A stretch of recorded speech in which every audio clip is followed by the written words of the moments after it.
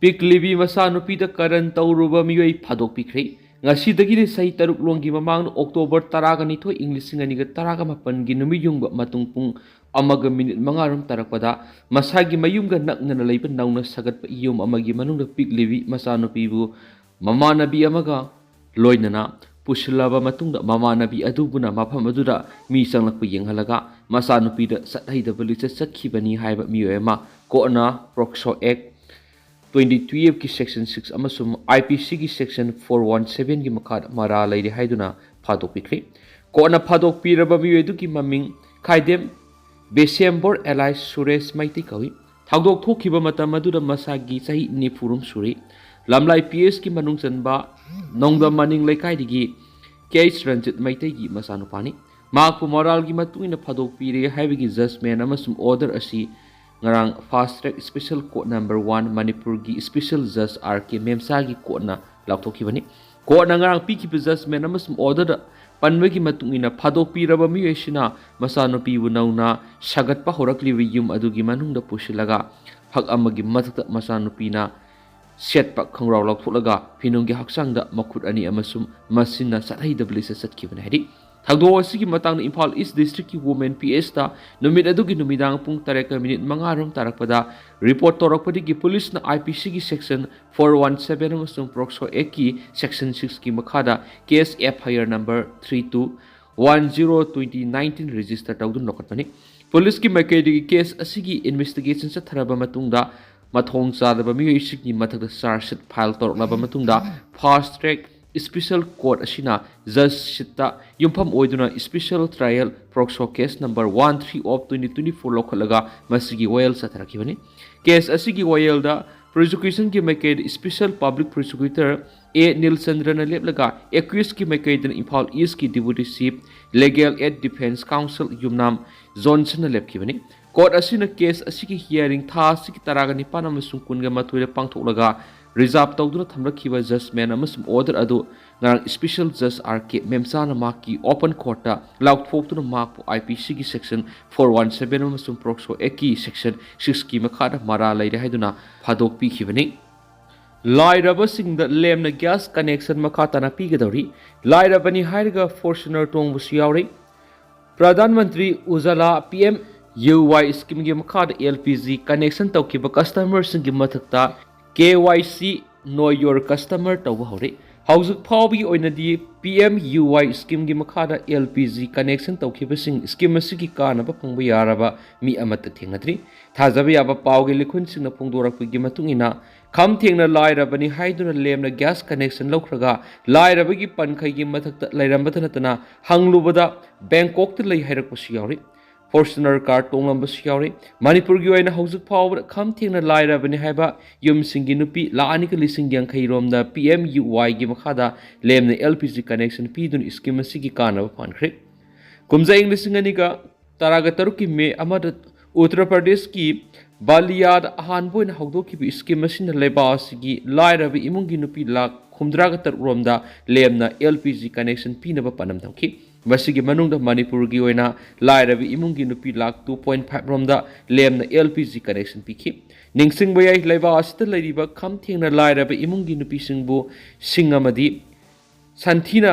ꯊꯣꯡ ꯊꯥꯛꯄꯒꯤ ꯃꯍꯨꯠꯇ ꯂꯦꯝꯅ LPG ꯀꯅꯦꯛꯁꯟ ꯇꯧꯍꯜꯂꯒ ꯒ꯭ꯌꯥꯁꯅ ꯂꯨ ꯅꯥꯟꯅ ꯑꯃꯗꯤ ꯍꯛꯆꯥꯡ ꯐꯅ ꯊꯣꯡ ꯊꯥꯛꯅꯕꯒꯤ ꯄꯥꯟꯗꯝꯗ ꯁ꯭ꯀꯤꯝ ꯑꯁꯤ ꯍꯧꯗꯣꯛꯈꯤꯕꯅꯤ꯫ ꯈꯝ ꯊꯦꯡꯅ ꯂꯥꯏꯔꯕ ꯏꯃꯨꯡꯒꯤ ꯅꯨꯄꯤꯁꯤꯡꯗ ꯀꯥꯟꯅꯕ ꯐꯪꯍꯟꯒꯗꯕ ꯁ꯭ꯀꯤꯝ ꯑꯁꯤ ꯀꯨꯝꯖꯥ ꯏꯪ 2019ꯒꯤ ꯂꯣꯏꯁꯤꯜꯂꯛꯄ ꯑꯗꯨꯋꯥꯏꯗꯒꯤ ꯍꯧꯖꯤꯛ ꯐꯥꯎꯕ ꯊꯕꯛ ꯄꯥꯏꯈꯠꯄ ꯂꯦꯞꯇꯅ ꯂꯥꯛꯂꯤ꯫ ꯊꯕꯛ ꯄꯥꯏꯈꯠꯄ ꯂꯦꯞꯄꯒ ꯂꯣꯏꯅꯅ ꯍꯧꯖꯤꯛ ꯃꯈꯥ ꯇꯥꯅ ꯁ꯭ꯀꯤꯝ ꯑꯁꯤ ꯄꯥꯏꯈꯠꯅꯕ ꯒꯚꯔꯟꯃꯦꯟꯠ ꯑꯣꯐ ꯏꯟꯗꯤꯌꯥꯅ ꯊꯕꯛ ꯂꯧꯈꯠꯂꯤ꯫ PMUY 2.0 ꯑꯁꯤꯗꯗꯤ ꯏꯃꯨꯡ 25,00,000 ꯔꯣꯝꯗ LPG ꯀꯅꯦꯛꯁꯟ ꯄꯤꯗꯨꯅ ꯁ꯭ꯀꯤꯝ ꯑꯁꯤꯗ ꯀꯥꯟꯅꯕ ꯐꯪꯍꯟꯅꯕ ꯄꯥꯟꯗꯝ ꯊꯝꯂꯤ ꯍꯥꯏꯅ ꯄꯥꯎꯒꯤ ꯂꯤꯈꯨꯟꯁꯤꯡꯅ ꯐꯣꯡꯗꯣꯛꯂꯤ꯫ ꯃꯈꯥ ꯆꯠꯊꯔꯛꯀꯗꯧꯔꯤꯕ ꯁ꯭ꯀꯤꯝ ꯑꯁꯤꯗꯗꯤ ꯍꯥꯟꯅ ꯂꯦꯝꯅ LPG ꯀꯅꯦꯛꯁꯟ ꯄꯤꯔꯝꯕꯗꯨ ꯄꯤꯔꯔꯣꯏ ꯍꯥꯏꯕ ꯋꯥꯐꯝꯁꯨ ꯄꯥꯎꯒꯤ ꯂꯤꯈꯨꯟꯁꯤꯡ ꯑꯁꯤꯅ ꯊꯝꯂꯛꯂꯤ꯫ ꯊꯥꯖꯕ ꯌꯥꯕ ꯄꯥꯎꯒꯤ ꯂꯤꯈꯨꯟꯁꯤꯡꯅ ꯍꯥꯏ ꯀꯥꯔꯗꯤ ꯂꯥꯏꯔꯗꯅ ꯒꯥꯔꯤ ꯃꯆꯥ 2 ꯋꯤꯂꯔ ꯂꯩꯕ ꯌꯥꯗꯕ, ꯇꯦꯂꯤꯐꯣꯟ ꯃꯣꯕꯥꯏꯜ ꯂꯩꯕ ꯌꯥꯗꯕ, ꯊꯥꯒꯤ ꯇꯣꯂꯣꯞ ꯂꯨꯄꯥ 10,000 ꯌꯧꯅ ꯐꯪꯗꯕ ꯏꯃꯨꯡꯒꯤ ꯅꯨꯄꯤꯅ ꯀꯥꯟꯅꯕ ꯐꯪꯒꯗꯕ ꯁ꯭ꯀꯤꯝ ꯑꯣꯏꯔꯕꯁꯨ ꯁ꯭ꯀꯤꯝ ꯑꯁꯤꯒꯤ ꯃꯈꯥꯗ LPG ꯀꯅꯦꯛꯁꯟ ꯇꯧꯈꯤꯕꯗ ꯇꯦꯂꯤꯐꯣꯟ ꯇꯧꯗꯨꯅ ꯍꯪꯂꯨꯕꯗ ꯕꯦꯡꯀꯣꯛꯇ ꯂꯩ ꯍꯥꯏꯔꯛꯄ ꯐꯣꯔꯆꯨꯅꯔ ꯒꯥꯔꯤ ꯂꯩꯔꯝꯕꯒꯤ ꯋꯥꯐꯝ ꯂꯩ ꯍꯥꯏꯕ पल्ली मरम असना सब चाना करम मतमदगी पीबा होगदगी हाइबदी ngamdrabasu housing nona amuk pakhet kadori basidadi lupa lising ani ga sani su lawga loina karigumba khamthing na lairabe imungi no pini hairaga khudong saba loramba thengnarak matamda lawkiba cylinder stop na sing matkani hari Royal Katigi editorial मैम थमजरी मणिपुर की सिंगे तोखाइब budget state अमद budget अनि लैबी यादी है हानो वखल तहलु मलेम की ख्वाइदी की सखलब लैबागनि हाइनरिब यूनाइटेड स्टेट मसागी मयुम फाव लैजदबा ओखोंग वाखोंग लंबी लमांगदा एहिंग यारिक तुम लैब मियोय लाख तरेट हेना लै लैबा अदुगी इकोनॉमी यामना फरगसु मियोय लाख मयाम अमा अफब हॉस्पिटल लयेंबगी खुदोंग साप फंगदे मसिगी मरु एब मरमदी अना लयेंबद संग सेनफम यामना वांगबननि हेल्थ की insurance याउदब मियोयसिंग लयेंब फावब ngamnadi masagi yum leitaba misu yamna lei hairiba yum leijadaba singadu asanba yumda leibadasu thada indian currency da lupa lakh ani ki mathakta adum satli madu hunba ngamdaba mayam ama lamhang khong wa khong da yerik naribani adugumba lairaba miyam adugi tokhaiba budget amasum US na sem laga leiti India English ngani ga kunthra phaw gi manuda malem gi hum sub economy power oigani haina lakphokhrabani US की India का येंगनरुरगदी लाइरबगी इमसिंग India न याम heli अदुबु मयुम लैजदबसिंग yum साननब सही खुदिंगी budget साउर साउरब सनपम मयाम म happy लाइरबगी पनखै मखादा lab लैवास की मियामदा food security ए की मखारा सिंग फंगली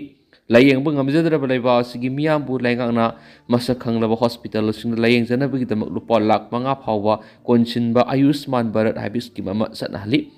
थबक फंगदबा लेबास की लाइरब मियाम इमुंग अमगी ओइना मियोय अमा नुमित चामनि थबक पीरी थबक सूरीब मियोय एदुगी थबक तौबा ngambagi phibam yenglaga nomagi khusuma lupa lising ama phawbu henba yauribani hairiba sako thorangi thobak mayam singasi sector gi scheme ngathani funding ayamba center gi ngathani kanarbi scheme mayam singasi singilam sakhotaba mafam sakhotpa mafam haina khaidulaga piba leiti laiba asigi citizen khudimak phangliba ngathani manipur india gi state amani state asigi pak sawgi saruk samagi manung nipan kaktamak tampak kilamni saruk sa da maudraga ni thudi singi saruk singni mi singda amuk yengluragadi tampak kilamdadi singmi su adum khundari tammi su adum khundai पिख्रब state असिगी लमगी सरुक सादा निपान असि मैतैगिनी हाइना reserve तौबा लेति सिंगी लम सिंग ट्राइबल सिंग खक्तगिनी हाइना रिजर्व तौखिबा तारगदी मैतै सिंगी अमदी मैतै सिंगी लमदी कदाइदा लेगदगी मणिपुर ट्राइबल सिंगी एमएलए मसिंग तरागा मपन रिजर्व तौरगा लै मैतैगिदी रिजर्व तौबा मता लेति हाइबदी तंबाकी लैरिबे असेंबली सीट निफु असि सिंगमीसु मयांगसु वोट लेपा याय सिंगी लमददी मैतैसु मयांगसु वोट लेपा यादी फिबा मसिना ताकलिबसी मणिपुर हिरम खुदिमक ट्राइबल सिंग खुदोंग साबा लौरी मणिपुर लैंगा की एम्प्लॉई लौबदा सादा कुंथ्रागो हमदोय ट्राइबल सिंग रिजर्व तौरी अदुबो सेंट्रल गवर्नमेंट की एम्प्लॉई लौबदरी सादा तरागो हमदोय दगी हिंदी मसि रिजर्व हाइबनी ट्राइबल सिंग सादा कुंथ्रागो हमदोय लैंगा की एम्प्लॉई लौबदा सोयदना यावदबा याद्रबनी मसिदा ट्राइबल सिंग अदुना कंपटीशन जनरल गलंबा तब ngamlaklagadi madudasu lemhoriba sitching adu makoina loina lokhibihe Haojik2 tribal su pangal su lairik ningthi jana tamnari haire competition kya da makok thong ngamle adubu maitai singi oiba sit masingdi laibakta tamlambagi phibam tu tari masimaktira tribal kangbu amadi pendri maduna maram oiraga MLA gi sit kunthraga manga tribal singi oigani aduga maitai singi na sit kunga manga oigani haina satnaba yaroidaba theory khara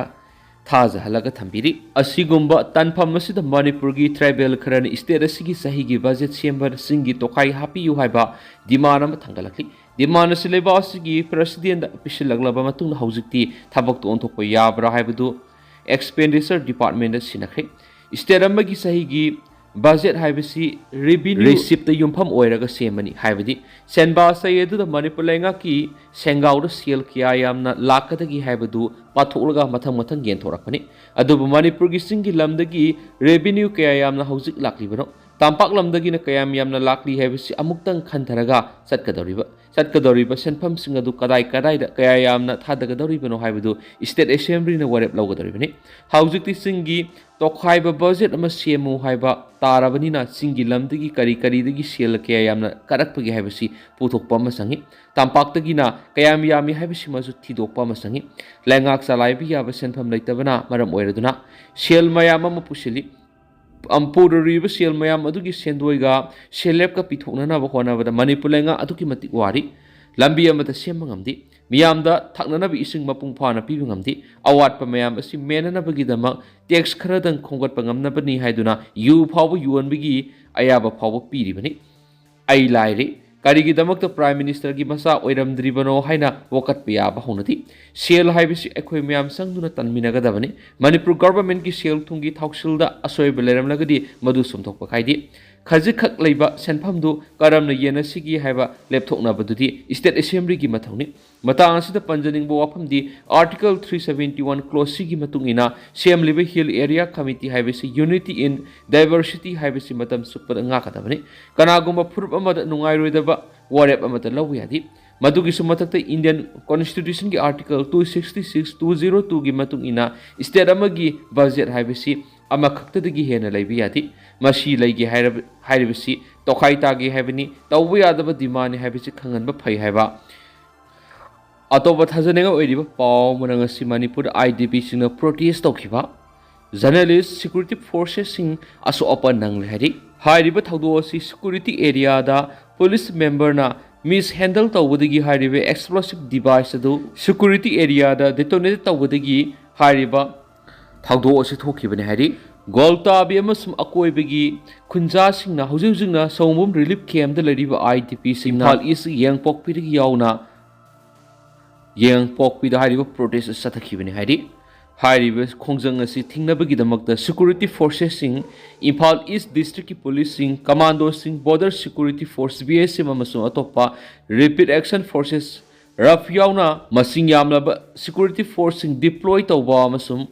human barricade semduna khongjang asibu thingnaba kan mongno honakre loinana security forces singnasu hariba tiliba miyam singi marakti smoke bomb amsum tear gas kaptuna tankhaikhre report asigi matung inadi police ki member na mishandle oibadigi hariba explosive device security area maktida detonated tawbudigi video journalist haji hariba thawdo asigi covering tawriba miyoi yauna security personnel singasi aso open nangkhibani hari social media singa thaganarkhiba video singa dolai thabida social media singa thaduraktuna viral oidi ông tol be be na dai be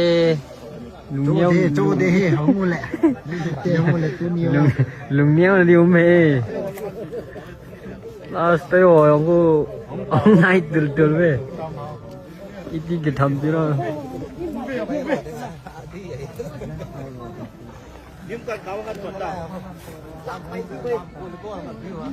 cái thoát thì lo